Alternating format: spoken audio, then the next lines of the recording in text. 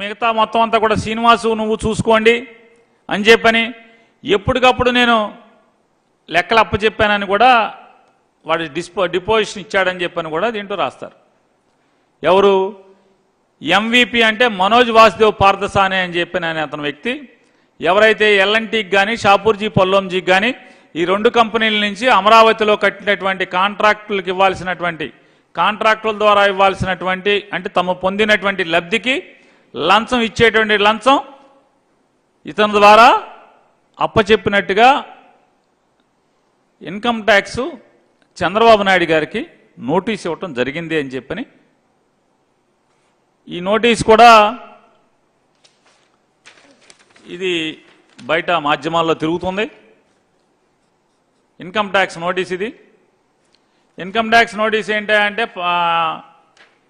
Chandrababu Naidu Nara plot number 1310 road number 65 జూబ్లీస్ Hyderabad 5,34,000 Telangana India government of India ministry of finance income tax department office of the principal commissioner of income tax PCIT Hyderabad 4 28/9/2022 తారీఖున చంద్రబాబు నాయుడుకి income tax notice ఇచ్చింది హైదరాబాద్. 28/9/2022 నీ భాగవతం బట్టబయలయ్యేంద్రా బాబు. ఈ మనోజ్ పార్థసాని నీకు చిల్లరిచ్చా అంటే చిలక్కొట్టుడు తాలూకాకి నీ లంచాల భాగవతం బట్టబయలైంది. మాకు దొరికినంత వరకు 118,98,13,207 రూపాయలు ఈ మనోజ్ వాసుదేవ్ పార్థసాని ద్వారా నీ పి శ్రీనివాస్కి డబ్బులు అందినట్టుగా ఇన్కమ్ ట్యాక్స్ ఈ డబ్బుల్ని బట్టబయలైంది.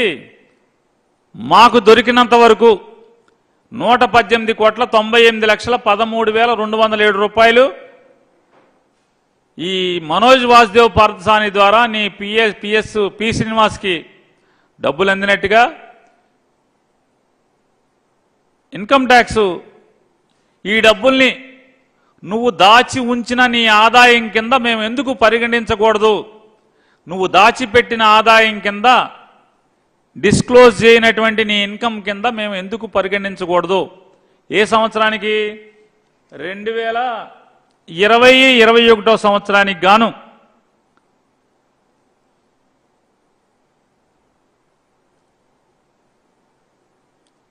Please state as to why an amount of 1189813 of accounting year 2020-21 should not be treated as your undisclosed income అని చెప్పని ఆ నోటీసులో వారు సర్వ్ చేసినట్టుగా హిందుస్థాన్ టైమ్స్ పెద్ద వార్త ప్రచురించింది.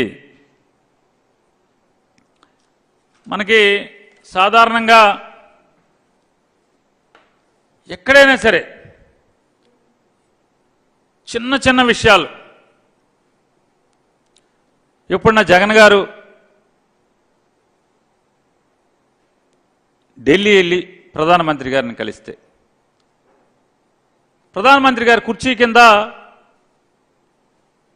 ఒక బగ్ పెట్టి అంటే మైక్రోఫోన్ ఏదో పెట్టి జగన్ గారు ప్రధానమంత్రి గారు మోడీ గారు ఏం మాట్లాడుకున్నారు.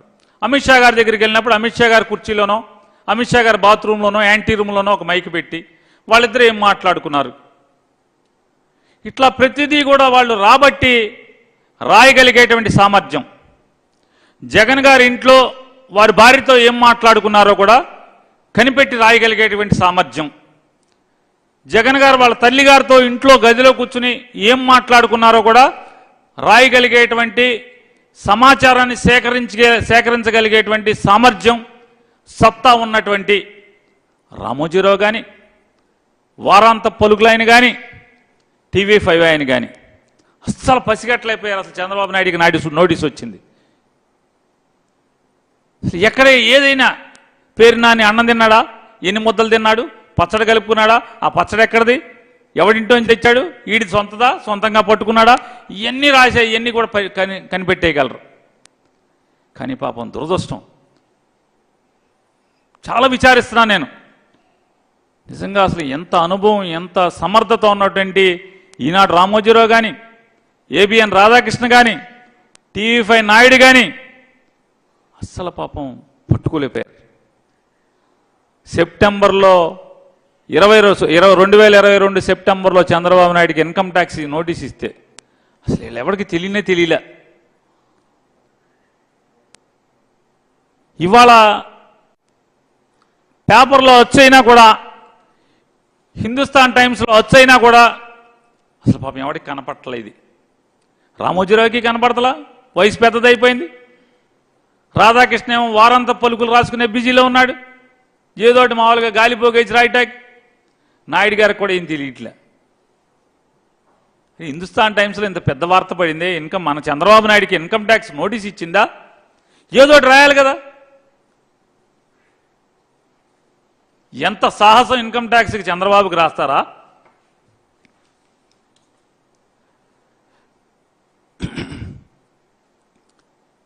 చంద్రబాబు నాయుడికి ఇన్కమ్ ట్యాక్స్ నోటీస్ ఇస్తుందా? ఈ దమ్ము ఎక్కడి నుంచి వచ్చింది? 40 ఏళ్ళ ఇండస్ట్రీకి, ఇంత సమర్థుడికి, ఎంతోమంది ప్రధానమంత్రులను మార్చినోడికి, ప్రధానమంత్రులను కుర్చీలో ఎక్కించినోడికి అని కూడా వార్త రాయలైపోయారే. అసలు ఇన్కమ్ ట్యాక్స్ డిపార్ట్మెంట్ చెడిపోయిందని ఏదోటి రాయాలి కదా, రాయలేకపోయారు. రాయట్లా, తెలియట్లా మీకు. ఈ స్థితి దౌర్భాగ్యం వచ్చింది. చంద్రబాబు నాయుడు గారు గుర్తుపెట్టుకోండి, పైన ఎన్టీ రామారావు గారు ఆత్మ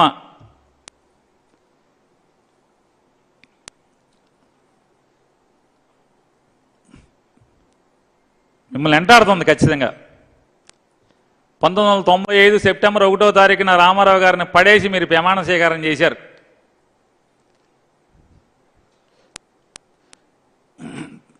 రామారావు గారు పైనుంచి మొత్తం కక్ష తీర్చుకునే పనిలో ఉన్నాడు. జగన్మోహన్ రెడ్డి గారికి రాజకీయాల్లో పైనుంచి ఆశీర్వదిస్తున్నాడు. మిమ్మల్ని రాజకీయాల్లో కుక్కచావు మీకు రుచి చూపించాడు. మీరు ఎన్టీ రామారావు గారికి వెన్నుపోటు రుచి చూపిస్తే రాజకీయాల్లో మీకు కుక్కచావు రుచి చూపించడం, పైనుంచి ఎన్టీ రామారావు గారు జగన్మోహన్ రెడ్డి గారికి అండదండలు ఇస్తూ ఆశీర్వదిస్తూ చేస్తూ ఇవాళ 1995 సెప్టెంబర్ 1న మీరు ఎన్టీ రామారావు గారిని కోల్దోసిన రోజు.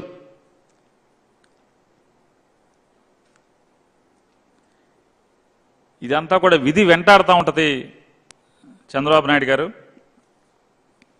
ఎవడు క్విక్ కైక్ మంటలా, ఈనాడు మాట్లాడదు, ఏబిఎన్ మాట్లాడదు, టీవీ5 మాట్లాడదు, పేపర్లో రాయరు. సెప్టెంబర్ 22 నుంచి వారాంత పలుకులు లేవు, ఎడిటోరియల్ కాలం లేవు, ఫ్రంట్ పేజీలు లేవు. ఏదోటి చంద్రబాబు లంచాలు తినేసాడన్నా రాయాలి, లేదా ఇన్కమ్ ట్యాక్స్ చెడిపోయిందన్న రాయాలి కదా. రెండు రాయరు. అసలు వార్త తెలియట్లేదన్న తెలియనట్టే ఉంటారు.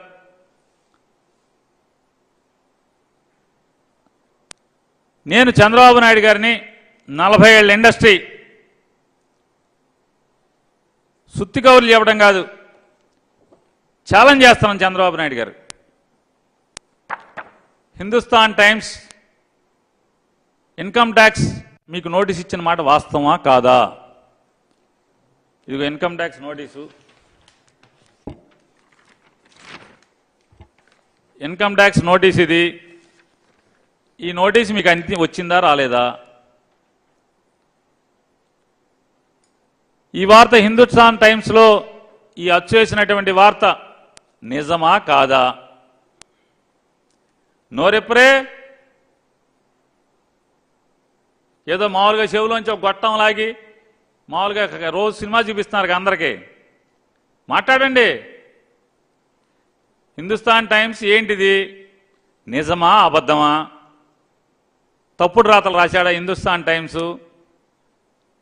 మీరు అమాయకులా? అమరావతి పేరుతో డబ్బులు కొట్టేసింది నిజమా కాదా? తినేశారా తినలేదా?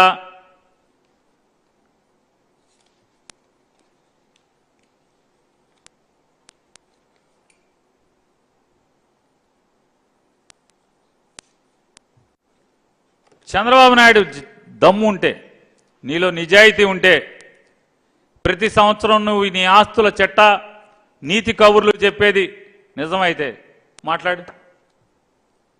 హిందుస్థాన్ టైమ్స్ ఏంటి, ఏం మాట్లాడుతుంది? ఇన్కమ్ ట్యాక్స్ నీకేం నోటీస్ ఇచ్చింది? ఎందుకు చెప్పాలి అప్పుడు దాకా ఈ సమాజానికి? ప్రపంచాన్ని ఎందుకు చెప్పాలా నీకు ఇన్కమ్ ట్యాక్స్ నోటీస్ వస్తే? సెప్టెంబర్ 2022లోనే నీకు నోటీస్ వస్తే ఇవాళ దాకా ఎందుకు చెప్పలేదు? మీ చైతన్య రథంలో ఉన్న ఇయ్యాలి కదా ఇన్కమ్ ట్యాక్స్ వచ్చిందని. తప్పుడు వార్తలు రాయిపిస్తూ ఉంటావు కదా అందరి మీద, నీ చైతన్య రథంలో చేయాలి కదా. మొన్నెప్పుడో ఈ మధ్య చూశాను, సోదరి శాసన మండలి సభ్యురాలు శ్రీమతి పోతుల సునీత గారు వాళ్ళ ఇంట్లో కుటుంబ సభ్యుల్ని ఏదో అందని, తోలనాడిందని, వాళ్ళ నాన్నగారిని ఏదో అందని లోకేష్ గారు పాదయాత్ర ఆపేసి మరీ హైకోర్టుకు వచ్చి పరువు నష్టం దావా ఆయన వేశాడని ఆయన పెద్ద పెద్ద మాటలు మాట్లాడాడు. ఎవరిని వదలను, పోతుల సునీతని నేను జైల్లో వేస్తాను, కోర్టుకి ఈడుస్తాను, పరువు నష్టం దావా వేస్తాను, పేక్ కోసేస్తాను, పెద్ద పెద్ద మాటలు మాట్లాడాడు ఆయన. లోకేష్ గారిని కూడా నేను ఇవాళ అడుగుతున్నా, మీ పాదయాత్ర ఆపేసి హిందుస్థాన్ టైమ్స్ని ఏం చేస్తారు? రండి, నువ్వు నిజంగా పౌరుషం గలంగా వాడైతే. ఒక మగ్గం వేసుకునే అమ్మాయి మీద పెద్ద పౌరుషంగా మాట్లాడావు కదా. ఒక చేనేత కులం నుంచి వచ్చినటువంటి, చిన్న కులం నుంచి వచ్చినటువంటి సోదరిమణి, వెనుకబడిన కులం నుంచి వచ్చినటువంటి సోదరిమణి పోతుల సునీత గురించి నువ్వేదో అమ్మాయి పేక్ వస్తా, పరువు నష్టం దావా, కాల్చి వాతలు పెడతా, డొక్క దించి జోలు కడతా, జైల్లో వేస్తా, చాలా పెద్ద పెద్ద మాటలు మాట్లాడావు కదా మంగళగిరి వచ్చి. ద హిందుస్థాన్ టైమ్స్ మీద ఏం చేస్తారా?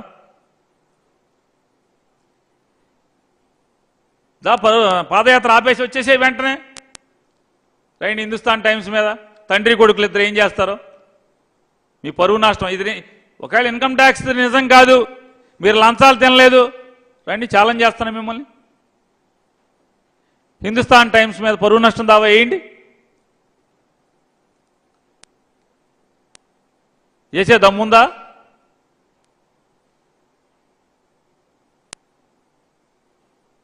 ఈ రకంగా అమరావతి పేరుతో యమతిండి తినేసి జనం సొమ్ముని హల్వా తిన్నట్టు తినేసి ఇద్దరూ కలిసి తండ్రి కొడుకులు ఇవాళ మళ్ళీ మాకు అధికారం ఇవ్వండి, మా అధికారం ఇవ్వండి. ఏంటి అధికారం ఇస్తే మళ్ళీ అమరావతి కడతారంట, మళ్ళీ తినేస్తారంట. అమరావతి ఉద్యమం, అమరావతి కొనసాగింపు ఏంటంటే ఎప్పుడు అధికారం వచ్చినా జనాల్ని మోసం చేసేదో రకంగా మళ్ళీ అమరావతి పేరుతో తినేయాలి. మొత్తం అక్కడ జరిగినటువంటి అమరావతిలో దొరికింది అంటే లంచం తీసుకుంటాంగా, లంచం తీసుకున్నది దొరికింది సుమారుగా 118 కోట్ల చిల్లర అయితే సుమారుగా 120 కోట్లు తిన్నది దొరికింది. ఇంకా దొరకకుండా ఎంత తిన్నారు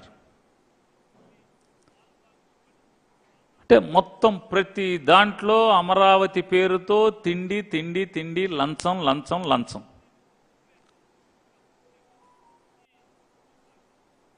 మళ్ళీ ఈయనకి అధికారం ఇవ్వాలంట, మన భవిష్యత్తు కంట ఈయన గ్యారెంటీ ఇస్తాడంట. మళ్ళీ తినేస్తాగా, మళ్ళీ లంచాలు మెక్కేయటానికి ఇన్నేళ్లు మెక్కింది చాలలేదు.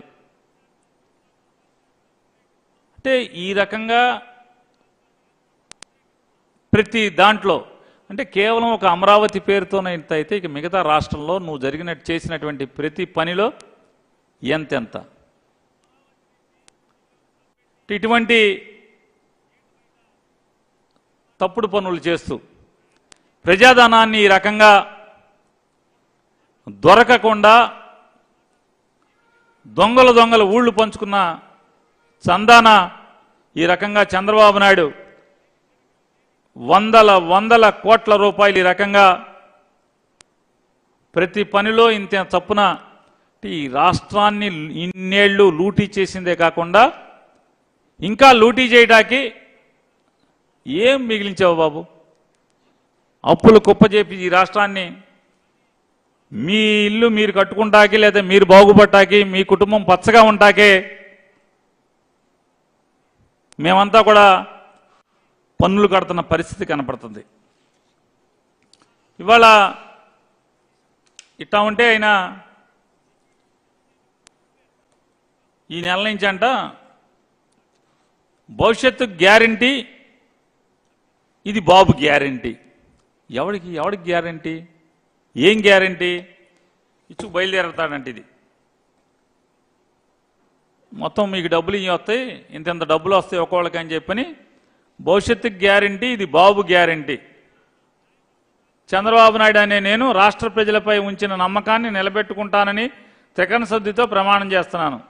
2024 టీడీపీ అధికారంలోకి వచ్చాక భవిష్యత్తుకి గ్యారంటీ అని వాగ్దానాలు ఎటువంటి వివక్ష లేకుండా, అంటే గతంలో అంతా వివక్షలతో చూశాడనమాట, నిబంధనలను విధించకుండా అమలు చేయడంతో పాటు రాష్ట్రాభివృద్ధికి పురోగతికి ప్రణంగితాన్ని ప్రతిజ్ఞ చేస్తున్నాను. ఇది ప్రతిజ్ఞ, సంతకం పెట్టాడు, దొంగ సంతకం పెట్టి. నేను చంద్రబాబు నాయుడిని ప్రజలను ఒకటే జాగ్రత్తతో ఉండమని చెప్తున్నా. ఈ దొంగ సంతకంతో ఉన్నటువంటి అంటే ఈ దొంగకి, ఈ తేలు కుట్టినటువంటి దొంగ క్విక్ క్యాక్ మంటల ఏం ఇవాళ ఇన్కమ్ ట్యాక్స్ అనేటువంటి పెద్ద మండ్రగబ్బ కరిస్తే క్విక్ క్యాక్ మనలేనటువంటి ఈ దొంగ చంద్రబాబు నాయుడు 2014లో కూడా వీటి సంతకం పెట్టి ఇంటింటికి ఇచ్చాడు. ఇక ఇది కాగితం. ఆత్మీయ సోదర సోదరీమణులకు నమస్కారం, నా మనస్ఫూర్తి శుభాకాంక్షలు. చంద్రబాబు నాయుడు, ఎన్టీ రామారావు, పవన్ కళ్యాణ్, కమలం, సైకిలు, మోడీ, కింద చంద్రబాబు నాయుడు సంతకం.